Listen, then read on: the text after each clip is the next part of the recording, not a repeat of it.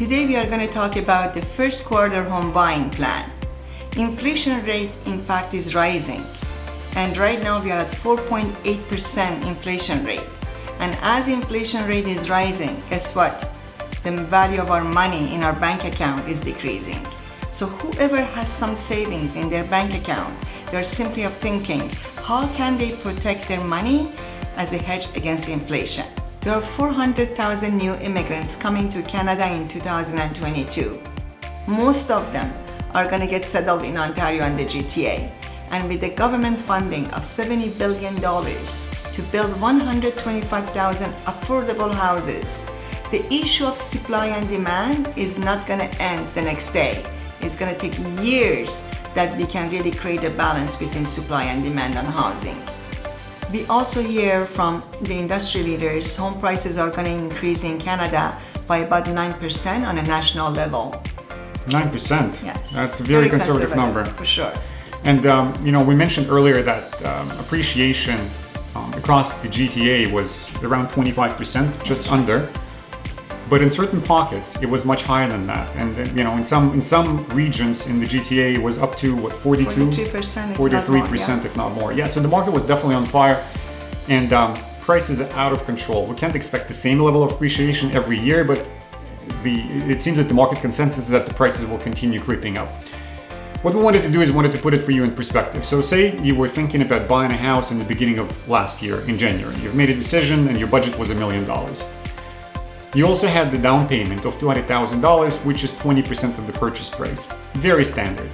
For some reason, you decided not to pull the trigger at that time, and you kind of sat on your money on your down payment and waited to see what's going to happen with the market.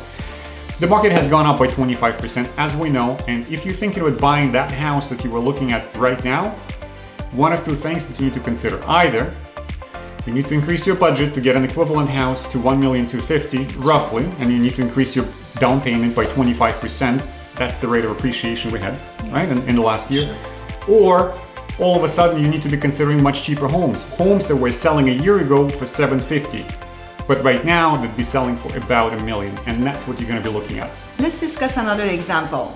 Vlad, let's talk about some of our clients last year that they had that down payment. They had 20% of $1 million, and they simply thought they'd rather wait till they add $50K down payment to their to get a better house. Exactly, and to have a better house. What do you think is going to happen in that case? Yeah, that's a great way of looking at it. A lot of people are thinking that we should probably exercise some patience and wait for a year or so we can put more money towards the down payment on the house. And $50,000 is a great example as well. Some families can actually save about $50,000 a year by tightening their belts and waiting for a year. Is this a good strategy? Well, the reality is with the current market appreciation of roughly 25%, that $50,000 that you've saved would just allow you to play catch up with the market realities. It's gone up by 25%. That $50,000 will just be enough to add to the down payment to get the same house that you could have bought a year ago and started enjoying it a year ago. That's right. But only today, after you've told for a whole year, put every penny away and save that 50 grand in the hopes of getting a better home. No, that's not a strategy that's gonna work. The main topic of this video is the first quarter buying plan for buyers. For people like you, people like us, consumers that are looking to purchase a house but for some reason not able to make the decision and sitting on the fence. In that context, I wanted to consider just 3 simple points. Number 1, interest rate. We know interest rate is the lowest right now. We also know sooner or later the interest rate is going to increase in 2022. So you locking the lowest interest rate possible over a 5-year period is not going to only allow you to save money towards your principal, but at the same time bring cash flow to your monthly household income. Yeah, that's a very important point. Second point I wanted to cover is affordability.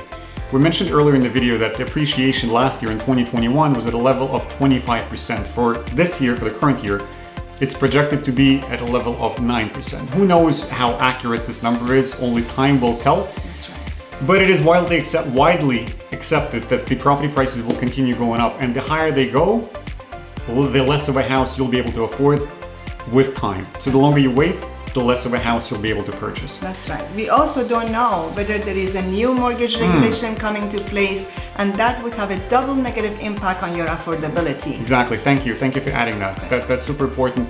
And of course, the last thing is hedging against inflation. So if you have money sitting at the bank, The inflation is eating away at this. And you know what people say, inflation is the silent thief. Inflation is eating away at your money every single month, every single quarter. At the end of the year, the official inflation number is 4.8%. We don't know how accurate that is either because the government can manipulate this number. When you go to a gas pump, when you see real estate prices, when you see construction prices, the inflation seems to be a lot higher than this. Yeah, you know, possibly 15% to 20%. So that's decreasing your purchasing power even further. And a lot of people are considering real estate to be a great hedge against inflation. Certainly we believe in that. Yeah. Invest into real estate and protect yourself against inflation. If you'd like to know more about our first quarter home buying plan, feel free to call us. We would be happy to help. The number's on the screen. And if you like the content, hit the like button, consider subscribing.